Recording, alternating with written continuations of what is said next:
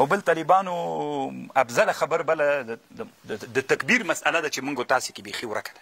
په دې باندې طالبانو یو څو خبرې وکړو. کله چې والسورة والضحا ته راورسېد اصل سبب د تکبیر شی ده. دا څه طالبانو مولیان تنا د قل هو الله احد کې څوک وایي الله اکبر بیا قل هو الله احد یا الله اکبر لا اله الا الله والله اکبر الله اکبر دا طالبانو وایي که نه. داسې طالبانو اصلي خبرې ته دا داسې چل و چې نبی صلی الله علیه وسلم باندې چې کله وحی قطع شوله یو څه وخت بیا مشرکانو ویلې قلا محمدا ربه د محمد رب راجګ شو خپل محمد یې پرېښود د نبی صلی الله علیه وسلم باندې چې بیا والضحا را نازله شوله والضحا واللیل اذا سجا ما ودعک ربک وما قلا. نبی علیه السلام د خوشحالۍ نه ویل الله اکبر. نو دا تکبیر طالبانو اوس چې کله قرآن دی ویلې چې چا ته راورسېدې والضحا ته راورسېدې تکبیر په تا باندې څوک ده؟ دا مستحب ده طالبانو تکبیر به وایي. خو دې کې د علماو اختلاف نو تکبیر څوک شو؟ دا د تکبیر سبب ده یا د تکبیر سبب دا ده اصل سبب یې دا ده طالبان. امام جزري نور سببونه هم ذکر کړي. یا دا د نبی علیه السلام چې اول وار باندې نبی علیه السلام جبریل علیه السلام په خپل صورت باندې چې ولیده نو نبی علیه السلام ویل الله اکبر. دا څومره عجیب مخلوق ده. دې جنه طالبانو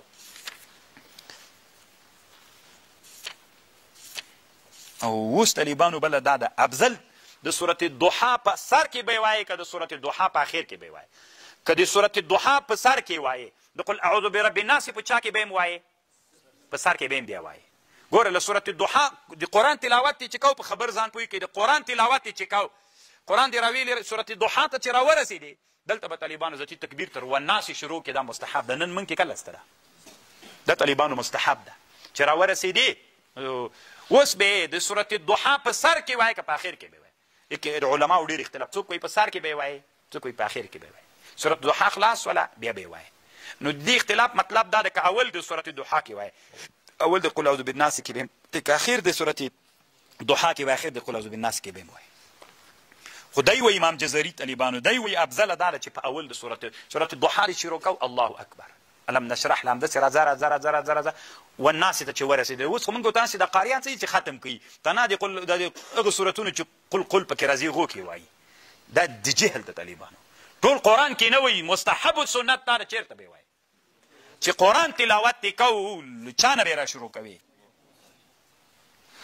او دا طالبانو امام جزري رحمه الله دلته وایي په چا کې به هم وایي په مانځه کې به هم وایي. اوس ګوره مطلق د قرآن تلاوت کې به یې وایي د مانځه کې اوس مثلا تراویح کې سړی د قرآن تلاوت کې هلته به یې وایي که به یې نه وایي. امام جزري وایي وایي به اگر چې دی شافعي د طالبان چونکې دا د حکم مسله ده دی وي چې وایي به په دې باندې بحث کړی په مانځه کې به هم وایي تکبیر. لفظ د تکبیر څنګه ده؟ لفظ د تکبیر طالبانو الله اکبر یا داسې ده یا داسې ده لا اله الا الله والله اکبر. بس ګوره لا اله الا الله والله اکبر بسم الله الرحمن الرحیم قل هو الله احد الله الصمد لم يلد ولم يولد ولم يكن له كفوا احد لا اله الا الله والله اکبر بسم الله الرحمن. بل صورت به شروع کړي ټولو صورتونو کې دا سنت مستحب ده خو دلته ورک د طالبان نشته. موږ تاسې کله وایو څو صورت دا هم په مانځه کې طالبانو امام جزري وایي هم غیر له مانځه نه. دا تاسې اوس قرآنونو تلاوت کوئ که نه چې دې ته راورسئ دا به وایي. په دې باندې امام جزري ډېر اوږد بحث کړی دی. الله دې وکړي چې تاسې د ما په خبر باندې پوه شوي. دا بیخي ټول کتابونه د آدابو د حملو د قرآن کې جوړ دي هغه تکبیر مستحب به دي. پوه شولئ په خبر؟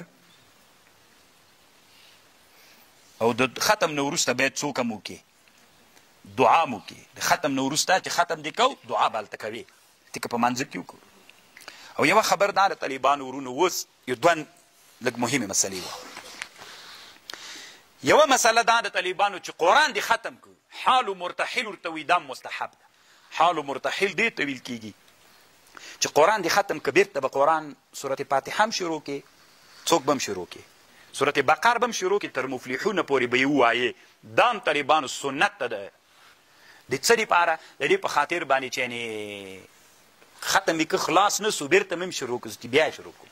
دې ته حال مرتحل وایي. طالبانو دا په حدیث کې احب الاعمال الى الله الحال المرتحل الذي يضرب من اول القرآن الى كلما احل ارتحله.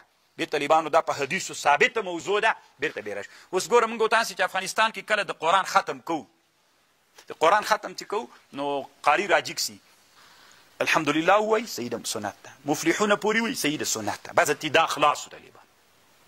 دلته خو دام درته وایي، امان الرسول هم درته وایي.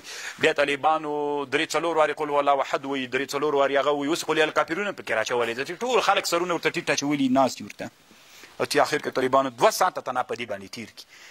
طالبانو یو علم ده، یو د خلکو رواجونه دي. موږ غواړو چې علم را ژوندی کړو، رواجونو ته لغته ورکړو، ورک سي. طالبان 2 شیه طالبانو په ختم کې ثابت دي. یو دغه ثابت ده طالبانو، بس دا حدیث باندې ثابت ده. یو تکرار د قل هو الله احد کې طالبانو، تکرار د قل هو الله احد طالبانو که په چا کې نه ده ثابت، په حدیث نه ده ثابت. هغه نبی علیه السلام داسې ویلي چې تاسې قرآن ویلي قل هو الله احد تکرار نه وایي، دا ټول دي چاپ.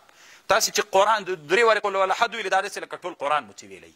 نو فقها داسې وایي چې تاسې قرآن ختم که خامخا تاسې نه که تقصیر سوی وي 3 وارې قل هو الله احد ووایي، دا دغه تقصیر تشی ډکوي بیرته. نو فقهاو داسې لیکلي چې 3 وارې څوک هم ووایه.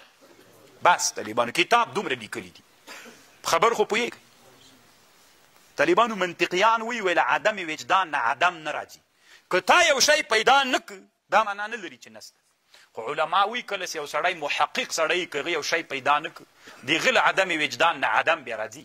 اوس دنیا کې محدثین علما دي لولي او دا حدیث ما نه ده پیدا کړی، نو چې پیدا مې نه که د هغه له عدم وجدان نه عدم راځي. بیا سره له دې طالبانو چې دومره ډېر علوم د قرآن دي، دماغ خپله عادت دا ده طالبانو د قرآن ختم ته چې لاس مثلا بیرته تر مفلحون الحمدلله مفلحون پورې 3 وارې قل هو احد بس دعا وکړي الله د ختم چې دپاره سوی الله قبول کړي بس خلاص. دلته طالبانو 3 وارې قل 4 وارې قل کافرون 3 وارې هغه بیا لا اله الا الله والله اکبر الله اکبر ولله الحمد والحمد دا نسته له ځانه به شیان نه جوړوي. الفاظ کم یول د تکبیر یا تنا الله اکبر یا لا اله الا الله والله بس دغه. دلته طالبانو دایم بیا زړه چېرته یخېږي، بیا داسې په قلقلو وایي بیا ان الله وملائکته، بیا طالبان امن رسولو ته ورسي بیا ان الله وملائکته. ګوره دا ټولې خبرې مې د ټوکړې قرآن متفرق څوک ده؟ عبدالحی لکنوي لیکلي دا طالبانو دا جایز نه ده د اسلام کې. بس طالبانو اسانه کار ده، خو چې خپلو وطنو ته لاړلی طالبانو ورونو داسې نه چې یو دم ورلګیا سئ چې دا بدعت ده ناروا ده. طالبانو شخړه به ځان ته هم نه جوړوئ، ما ته به هم نه جوړوئ. کوشش داسې وکئ چې علم مخته بوځئ.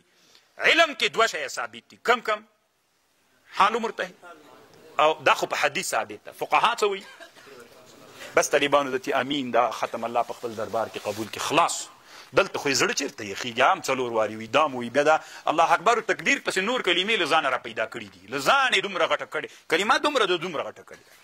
بیا طالبانو امن رسول ورسره کړي بیا دعا وي چې طالبانو در په دره به دي کي. خو دا خو علت دا وي طالبانو ورونو چې څوک چې علم نشته، چې علم را پیدا سي انشاءالله دا خپل زه چې کډه کوي که د الله خوښه خبر پوه شو. او بل دا د طالبانو علامه عبدالحی لکنوي یو کتاب جوړ کړی احکام القنطره. ختم کې به یو وارې بسم الله ورسره وایې بالجهر، د دې هغه په ختم کې د تراو په ختم کې تراو په ختم کې به یو وارې څوک وایې جهرن به یې وایې، خو کوم جې کې به یې وایې تا ته اختیار چې د هر صورت په سر کې وایې یو جې کې به یې وایې.